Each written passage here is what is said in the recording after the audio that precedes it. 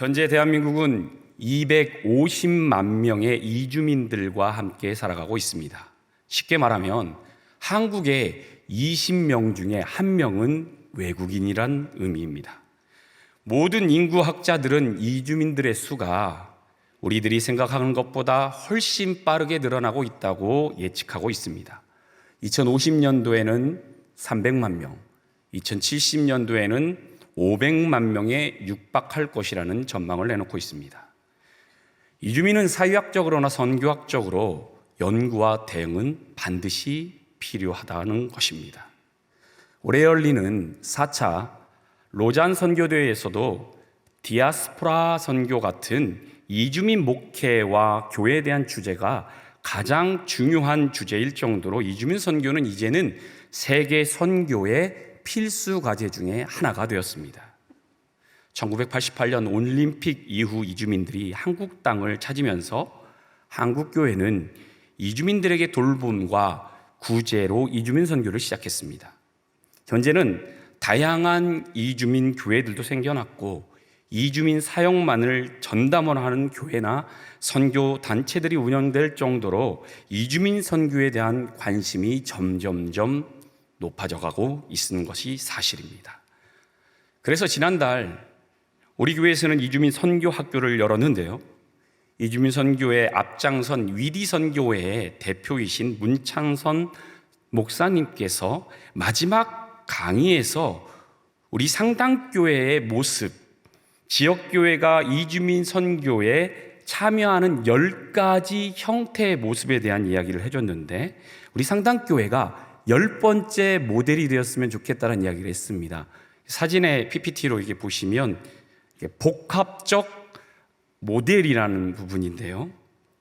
상당교회가 이런 모습을, 이 모델의 모습을 목사님께서 이야기하면서 상당교회가 선교적 교회로서 사도행전의 꿈을 이루는 교회가 될 것이다, 이런 말씀에서 믿음으로 선포해 주기도 했습니다. 올해 우리 교회는 청주를 넘어 충북 이주민 선교를 위한 센터를 준비하고 있습니다. 아무도 아멘을 안 해주시네요. 담임 목사님 그리고 장로님들 그리고 많은 우리 성도님들의 지원과 관심을 통해서 현재 순조롭게 이주민 선교센터, 영어로는 SD 미션 센터가 만들어지고 있습니다. 현재 공사가 진행되고 있습니다. 그 사진을 어제 제가 저녁에 가가지고 급하게 찍었는데, 지하 1층이고요. 또 1층 카페가 될 부분이고요. 한 장 더는 지금 2층 중국어 예배를 드릴 예배실입니다. 여러 배선들과 목공 작업들이 한창 진행되고 있습니다. 너무나 순조롭게 잘 진행되고 있습니다. 이 시점에서 한번 주님께 감사의 박수를 올렸으면 좋겠습니다. 공사가 마쳐질 때까지 더욱더 이주민 선교센터, 이주민 SD 미션 센터가 잘 완공될 수 있도록 기도와 격려 부탁드립니다. 특별히 올해 우리 교회가요, 사도행전의 꿈을 이루는 선교적 교회라는 주제 아래 선교적 사명을 감당해 나가는 가운데 있습니다. 이런 가운데 이주민 선교가 함께 시작될 수 있어서 더욱 감사했습니다. 사실요, 저는 3년 전에는 이주민 선교에 대한 이해가 전혀 없었습니다. 해외 선교사로 해외 현장에서만 있다 보니까 세계 선교를 오직 현지인, 속지적, 지역적인 개념으로 선교로만 이해했습니다. 하지만 이주민 선교를 접하게 되면서 선교가 속지 선교가 아니라 속인 선교로 전환되고 있다는 사실을 깨달았습니다. 세계 선교가 더 이상 선교 대상이나 국가를 찾아가는 것이 아니라 선교의 대상들이 한국을 찾아오고 있다는 것을 알게 된 것이죠. 우리 주변에 손쉽게 선교의 대상들을 만날 수 있게 되었고, 선교의 대상들이 그들의 언어와 문화가 아니라 한국의 언어와 문화를 배우기 위해서 한국을 찾고 한국 교회를 자기 발로 찾아오고 있다는 것이죠. 저는 이러한 이주의 시대에 성경은, 하나님의 말씀은 이주민을 어떻게 정의하고 있는지가 궁금해졌습니다. 성경 속에서 이주민에 대한 여러 말씀들이 무엇이 있을까 찾아보게 되었습니다. 특별히 신구약에 남겨진 이주 이방인들에 대한 말씀 중에서 오늘 안디옥 교회에 대한 말씀은 저의 이주민 선교에 대한 인식을 깊게 해주었고 더욱더 확장시키게 되었습니다. 오늘 말씀은 안디옥 교회에 대한 이야기입니다. 세계 선교에 대한 대표적인 교회를 우리들이 성경 말씀 속에서 찾아봐라 하면 안디옥 교회를 주저하지 않을 것입니다. 안디옥 교회라고 하면 그 이름 붙인 교회를 우리 한국 교회에서 아주 쉽게 찾아볼 수 있을 것입니다. 안디옥 교회 하면 세계 선교를 중심적으로 사역하거나 세계 선교를 관심을 가지고 있는 교회의 이름이죠. 안디옥 교회, 그 교회는 세계 선교나 전도를 잘했던 교회이며 이것을 대표하는 교회임은 틀림없습니다. 하지만 오늘 말씀을 통해서 안디옥 교회를 좀 더 깊이 살펴보면 안디옥 교회가 단지 세계 선교나 전도만을 대표하는 교회라는 그 이해를 넘어서 이방 이주민들로 구성되고 그 활동을 이주민 이방인들을 향해서 했던 교회라는 결론에 이르게 됩니다. 스데반의 순교 사건이 일어날 정도로 예수를 믿는 자들에 대한 박해가 심해집니다. 이에 예수를 믿는 자들이요 각 지역으로 흩어질 수밖에 없게 됩니다. 즉 예수를 믿는 유대인들이 디아스포라를 시작하게 됩니다. 그들은 베니게, 구브로, 스리아 안디옥까지 이르러 그곳에 있는 유대인들에게 말씀을 전하게 됩니다. 이에 이 중에서 구브로와 구레네 몇 사람은요 스리아 안디옥에 이르러 안디옥에 있는 헬라인에게 예수 복음을 전파하게 됩니다. 이것은 무엇을 의미하냐면요, 유대인들에게 복음을 전하기도 하지만 유대인들이 이방 이주민들에게도 복음을 전하게 되었고 그 복음을 받아들인 그 이방 이주민들이 다시 또 다른 이방 이주민들에게 복음을 전하게 되었다는 의미입니다. 이 소식을요 예루살렘 교회가 듣습니다. 예루살렘 교회가 그 소식을 듣고 바나바를 그 수리아 안디옥 교회로 파송을 하죠. 바나바는 이 파송을 받아서 다소라는 길에 가서 혼자 사역을 할 수가 없어서 사울을 만나 그를 함께 수리아 안디옥으로 데리고 갑니다. 그리고 이 둘이 함께 안디옥 교회에 모여서 1년간 큰 무리들을 가르치고 그 제자들이 그 지역에서 그리스도인이라는 칭함을 받게 됩니다. 여러분 이 말씀을 쭉 따라 읽다 보면 안디옥 교회 구성원은 유대인만이 아니고요, 안디옥 지역 사람들만도 아니고요, 다양한 나라와 다양한 민족들이 연합체를 이루고 있는 것을 볼 수 있습니다. 안디옥 교회의 구성원을 한번 제가 정리해 보았습니다. 유대 사람들, 구브로와 구레네 사람들, 헬라인들, 예루살렘에서 파송된 바나바와 바울, 안디옥 지역 사람들, 너무나도 다양한 이방 이주민들이 연합해서 만들어진 교회가 안디옥 교회이죠. 사도행전 13장 1절에 등장하는 안디옥 교회 지도자들을 보면 더욱 명확해요. 13장 1절입니다. 안디옥 교회에 선지자들과 교사들이 있으니 곧 바나바와 니그레라 하는 시므온과 구레네 사람 루기오와 분봉학 헤롯의 젖동생 마나엔과 및 사울이라. 유대인 바나바도 있고 흑인인 시므온도 있으며 아프리카 사람인 루기오도 있고 헤롯 왕족인 마나엔, 로마 시민권자인 사울까지 안디옥 교회는요 참으로 다양한 이방 이주민들이 모인 다문화, 다민족 구성체임을 볼 수가 있습니다. 그들은 안디옥 교회에 모여요. 그곳에서 성경을 배우고 믿음을 만들어가면서 성령으로 충만하게 됩니다. 이러한 모습들이 그 안디옥 지역에 소문이 나요. 안디옥 교회에 모인 이방 이주민들이 거룩하고 순결한 생활을 하는 자들이다, 이런 말들이 퍼지게 됩니다. 그들은 예수의 모습을 본받아 바른 신앙생활을 하는 자들이란 말들이 전해지면서 그들은 지역 주민들의 귀감이 되는 생활을, 그 모습들을 보여주게 됐고 칭찬을 받게 됩니다. 그래서 안디옥 지역 사람들로부터 그리스도인이라는 칭찬 같은 그런 칭함을 받게 되죠. 성도 여러분, 기독교가 주종교가 아닌 이방 이주민들로 구성된 안디옥 교회가 지역에 귀감이 되고 칭찬을 받을 수 있는 이유가 무엇일까요? 먼저는요, 안디옥 교회가 주님의 손이 그들과 함께 했기 때문입니다.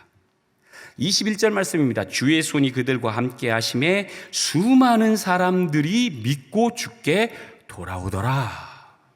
여러분, 우리의 주님 되시는 예수님의 사역 대상자가 누구라고 여러분은 생각하십니까? 예수님이 사역했던 주된 대상자가 누구입니까? 일반 백성들이죠. 그것도 약한 자들, 병든 자들, 그리고 소외된 자들이 주 대상자였습니다. 그런데요, 그 약하고 소외되고 병든 자들이 누군지 아십니까? 이방 이주민들입니다. 그렇습니다. 예수님의 대부분의 사역은요, 이방 이주민들을 위한 사역을 하셨어요. 이사야는 예수님의 사역에 대해서 이사야 49장 6절에서 이렇게 말합니다. 내가 또 너를 이방의 빛으로 삼아 나의 구원을 베풀어서 땅끝까지 이르게 하리라. 이런 예언의 말씀을 하면서 예수님은 이방 이주민의 빛으로 오리라 라는 선포를 하고 있습니다. 복음서에 나타난 예수님의 사역에 등장하는 지역과 인물을 잘 살펴봅시다. 마태복음 4장 13절에 가버나움이라는 동네가 나옵니다. 가버나움을 지도에서 살펴보듯이 이스라엘 유대의 중심 도시가 아닙니다. 이방인들이 모여 사는 곳이죠. 자, 여기에서 마태복음 4장 23절부터 25절 다시 한번 우리 함께 읽어봅시다. 조금 길지만 함께 읽어봅시다. 시작. 예수께서 온 갈릴리에 두루 다니사 그들의 회당에서 가르치시며 천국 복음을 전파하시며 백성 중에 모든 병과 모든 약한 것을 고치시니 그의 소문이 온 수리아에 퍼진지라. 사람들이 모든 앓는 자, 곧 각종 병에 걸려서 고통당하는 자, 귀신 들린 자, 간질하는 자, 중풍병자를 데려오니 그들을 고치시더라. 갈릴리와 데가볼리와 예루살렘과 유다와 요단강 건너편에 수많은 무리가 따르리라. 아멘. 예수님의 3대 사역이 이루어진 지역을 잘 주목해 보십시오. 온 갈릴리, 온 수리아, 요단강 건너편 데가볼리. 이것은 갈릴리를 중심으로 예수님이 사역을 했다는 이야기입니다. 그렇습니다. 이 지역은요, 유대 이스라엘 사람들이 모여 있는 장소가 아니에요. 이방인들, 이주민들이 모여 사는 지역이고요, 이방 이주민들이 근접해 있는 지역을 주로 예수님이 사역을 하신 것입니다. 마태복음 8장에 예수님이 중풍 걸린 하인을 고쳐준 백부장은요, 가버나움에 사는 사람이에요. 이방인이라는 얘기입니다. 예수님은 이 백부장의 믿음을 극찬해 주시잖아요. 이스라엘 중에 아무에게서도 이만한 믿음을 보지 못했다. 마태복음 15장에 귀신 들린 딸을 가진 여인 이야기가 나오잖아요. 이 여인이 누굽니까? 가나안, 이방 여인입니다. 예수님은 이 여인의 딸을 고쳐주며 이 여인의 믿음이 크도다라고 말하고 있잖아요. 여러분, 예수님의 가장 큰 사역, 오병이어 기적 사역이 어디서 일어났습니까? 갈릴리와 데가볼리 지역에서 일어났습니다. 그 지역은 이방 지역입니다. 성도 여러분, 오늘 말씀에는 이방의 빛으로 오신 예수 그리스도의 손이 함께 하자 구브로와 구레네 이방 사람들과 함께 안디옥 지역의 수많은 사람들이 주님께로 돌아왔다라고 말하고 있습니다. 안디옥 교회는 말입니다, 철저히 이주 이방인들에게 복음이 전해져서 그들이 연합하여 만들어진 교회임에 틀림없습니다. 그곳에 역사가 일어나고 있습니다. 그곳에 복음의 역사가 일어나 수많은 안디옥 주민들이 주님을 믿는 역사가 일어나게 된 것입니다. 여러분, 안디옥 교회가요, 바나바와 바울을 선교사로 파송한 모습을 보세요. 안디옥 교회를 세운 바나바와 바울을 선교사로 파송한 모습을 보면 우리 교회 안에서는 일어나기가 어려운 일입니다. 한국 교회에서는 상상도 못하는 일입니다. 안디옥 교회 기둥과 같은 안디옥 교회를 개척해서 만든 목회자를 선교지로 보내고 있습니다. 쉽게 말씀드리면 우리 안강복 담임 목사님을 아프리카 선교지로 파송하는 거와 동일한 얘기를 하고 있는 거예요. 여기에서요, 안디옥 교회의 핵심 가치가 어디에 있는지를 잘 알 수 있습니다. 1차 전도 여행을 떠나는 바울과 바나바는 안디옥 교회가 있는 수리아 안디옥이 아닌 비시디아 안디옥까지 찾아가 먼저 그곳에 있는 유대인들에게 전도를 하죠. 하지만 비시디아 안디옥의 유대인들은 예수의 복음을 받아들이지 않습니다. 이에 바울과 바나바가 그 유대인들을 향해서 이렇게 말을 합니다. 사도행전 13장 46절부터 47절까지의 말씀입니다. 바울과 바나바가 담대히 말하여 이르되 하나님의 말씀을 마땅히 먼저 너희에게 전할 것이로되 너희가 그것을 버리고 영생을 얻기에 합당하지 않는 자로 자처하기로 우리가 이방인에게 향하노라. 주께서 이같이 우리에게 명하시되 내가 너를 이방의 빛으로 삼아 너희로 땅 끝까지 구원하게 하리라 하셨느니라 하니. 이 다음 절을 보면 이 말씀을요, 유대 사람들에 향한 이 말씀을 이방인들을 듣고 크게 기뻐합니다. 하나님을 아는 유대인들이 아닌 이방인들이 하나님의 말씀을 찬송해요. 영생을 주시기로 작정된 자는 다 믿는 그런 역사가 이방인들에게 막 나타납니다. 성도 여러분, 우리들은요, 이주민들을 단지 선교의 대상으로만 여길 때가 많습니다. 하지만 그들은 선교의 대상이 아니라 어느 순간 선교하는 주체가 될 수 있습니다. 이주민들에게 복음이 들어가서 주님의 손이 그들과 함께 하면요, 그들이 선교의 대상에만 머무는 것이 아니라 선교하고 복음을 전하는 선교의 주체자로 변화될 수 있다는 이야기입니다. 제가 섬기는 몽고로 예배에 새신자로 등록하시는 분들은 대부분 교회를 처음 접하는 분들이고요, 예수 그리스도를 전혀 알지 못하는 사람들이 대부분입니다. 그런데요, 그들을 교회로 인도하는 사람들이 누구냐? 교회를 잘 알고 예수 그리스도를 잘 아는 한국 봉사자가 아닙니다. 자기도 예수를 모르고 교회를 모르는, 교회 나온 지 2달, 3달도 안 된 그들이 예수를 믿자고 교회를 나오자고 데리고 나옵니다. 몽고로 예배 최근에 나온 이들도 보면요, 자신들의 친구나 가족들을 교회를 소개해요. 자기도 교회 잘 모르는데 예수님을 전해서 데리고 나와요. 자기도 예수가 누군지 잘 모르는데. 또한요, 그들이 상당교회 몽고로 예배, 이주민 예배 가운데 신앙이 잘 자라요. 그래서 자신의 나라로 몽골 땅으로 돌아가게 되면 어떤 일이 일어날 것 같습니까? 네, 바로 안디옥 교회에 일어난 역사가 일어나게 됩니다.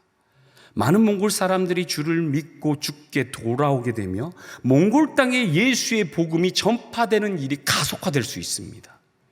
한국 땅에서 만난 사랑의 예수님, 그리고 한국 땅에서 한국의 성도들에게 받은 은혜들, 그리고 한국 땅에서 갖게 된 믿음을 전해주게 되었을 때 그들은 자신의 나라로 돌아가서 자신이 사는 지역에서 그리스도인이라는 칭함을 받으며 자신들의 국가 종교인 불교 종교 가운데서 예수 그리스도를 증거할 수 있는 선교하는 주체가 될 수 있음을 믿으시기 바랍니다. 다음으로 안디옥 교회는요, 성령과 믿음이 충만한 이들이 모여 있었습니다. 24절 말씀을 보면 바나바는 착한 사람이요 성령과 믿음이 충만한 사람이더라. 예루살렘 교회는 이주 이방인들이 모이는 수리아 안디옥 지역에 바나바를 파송했습니다. 예루살렘 교회는 예수님의 복음을 접한 이주 이방인들을 하나로 묶어 온전한 성도로 성장시키기 위해서 말씀을 배워야 할 필요가 있다, 예배를 배워야 할 필요가 있다고 생각한 거죠. 안디옥 지역에 교회가 세워지려면 말씀을 가르쳐야 했고 그 말씀을 기초로 예배가 드려져야 한다고 예루살렘 교회는 생각했습니다. 그래서 수리아 안디옥 지역에 예루살렘 지도자 중에 한 명을 뽑는데 그 뽑힌 사람이 바나바입니다. 그를 선택한 이유가 금방 읽은 말씀에 나오잖아요. 그런데요, 잘 보면 말씀을 잘 가르치고 똑똑한 사람이었다라고 적고 있지 않아요. 심성이 착한 사람을 뽑은 거예요. 교회를 잘 개척하거나 능력이 출중한 사람을 뽑았다? 아닙니다. 성령과 믿음이 충만했기 때문에 뽑았다고 적고 있습니다. 바나바가 다소에서 부른 사울도 당연히 성령과 믿음이 충만한 자였습니다. 사도행전 9장을 보면 사울의 회개 장면이 나옵니다. 박해자 사울이 예수 그리스도를 다메섹에서 만나자 무릎을 꿇고 예수시여 예수시여 고백하며 회개하여 아나니아를 만나게 되고 아나니아를 통해서 다시 눈을 뜨고 성령으로 충만한 자가 되고 있다고 성경은 적고 있습니다. 자, 그렇다면 이 두 사람은요, 분명 성령과 믿음이 충만한 자임이 틀림없습니다. 사도행전 13장 2절에 보면 주를 섬겨 금식할 때 성령이 이르시되 내가 불러 시키는 일을 위하여 바나바와 사울을 따로 세우라 하시나니, 이 말씀을 보면요, 사울과 바나바를 파송한 안디옥 교회 지도자들, 안디옥 교회 성도들의 어떻게 예배를 드렸는지를 잘 알 수 있는 말씀입니다. 주를 섬겨 금식할 때, 이 구절을 새번역 성경에서는 이렇게 말합니다. 주님을 예배하고 금식하고 있을 때라고 말하고 있습니다. 안디옥 교회는요, 예배에 진심으로 목숨을 걸은 교회였어요. 그들은 예배를 그냥 드린 것이 아니라 금식을 하면서 예배를 준비하고 그 예배를 드렸다고 말하고 있습니다. 당시에 기독교를 비박하는 시대적 상황을 보면 한 번의 예배로 잡혀가서 죽임을 당하거나 핍박을 당하는 상황에 처할 수 있습니다.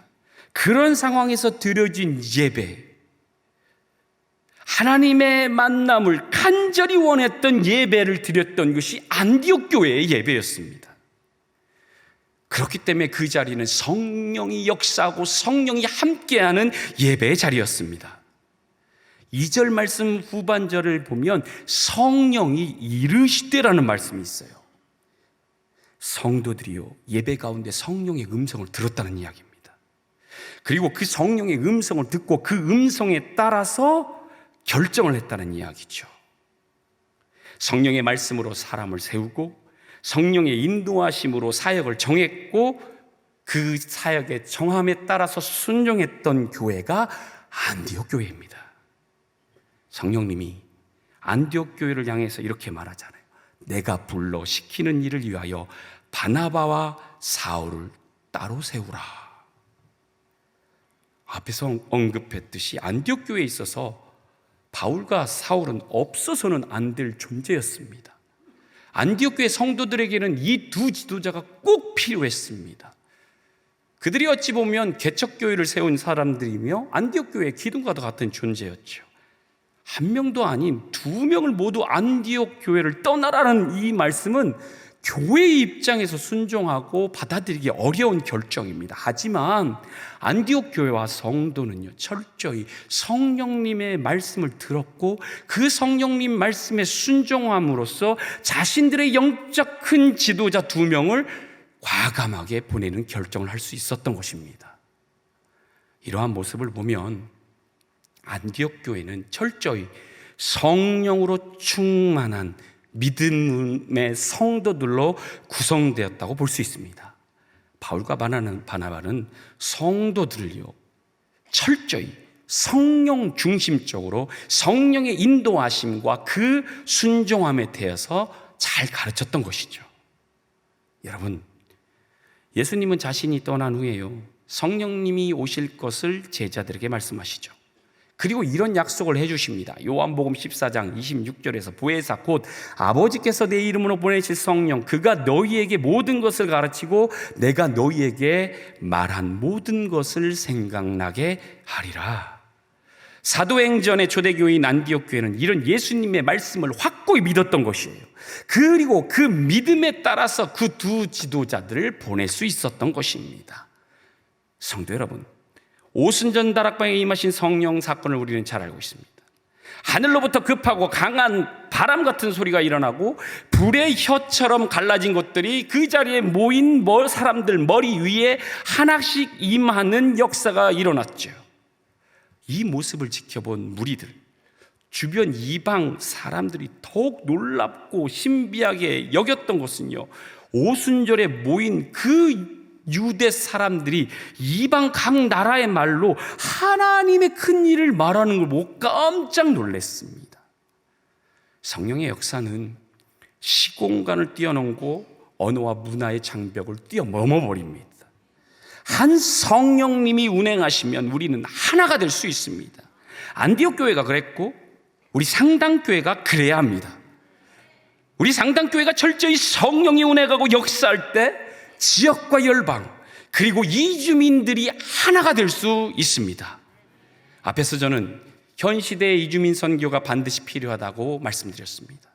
그래서 이주민 선교를 위해 수많은 방법들이 제시되고 여러 가지 행사들이 이루어지고 있다고 말했습니다. 하지만 그 방법과 행사들 속에요, 성령님이 충만하지 않고 성령님의 능력이 행해지지 않는다면 그것은 올바른 선교가 이루어지지 못한다는 것을 우리는 기억해야 합니다. 또한 우리 교회는요, 성령님의 말씀에 순종하며 나아가는 모습이 필요합니다. 안디옥 지역 사람들은 성령으로 충만했고 그 성령에 순종하는 안디옥 교회 성도들의 모습을 보면서요, 그 지역에 있는 안디옥 지역 사람들이 그들의 순종의 모습을 보고 그리스도인이라 불러주었던 것입니다. 거룩한 하나님의 사람들이라고 불러준 거예요. 이처럼 우리들 역시 성령으로 충만하고 그 성령에 순종한 모습으로 세상으로 나아가야 하는 것입니다.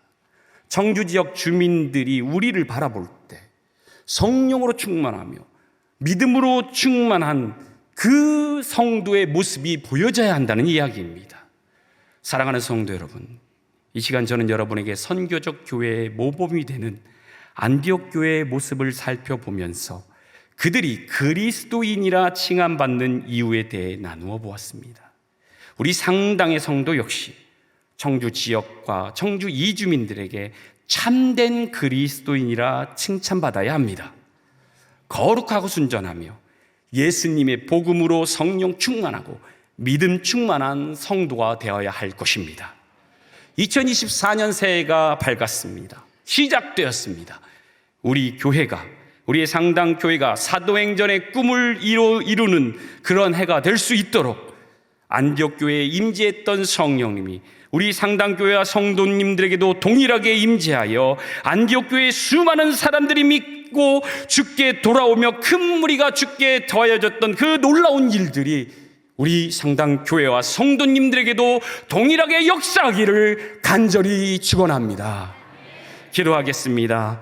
사랑의 하나님, 감사드립니다. 오늘 안디옥 교회, 사도행전의 꿈을 이루는 안디옥 교회의 모습을 보면서 우리 상당교회가 나아가야 할 바를 알려주셔서 감사합니다. 주님, 우리 교회 위에, 우리 성도님들 위에 함께하여 주시옵소서. 주님의 손이 역사하여서 주님의 성령과 믿음이 충만하여서 우리 상당교회가 안디옥 교회처럼 수많은 사람들이 믿고 주께 돌아오며 큰 무리들이 주께 더해지는 놀라운 역사가 새해에 이루어지게 하여 주시옵소서.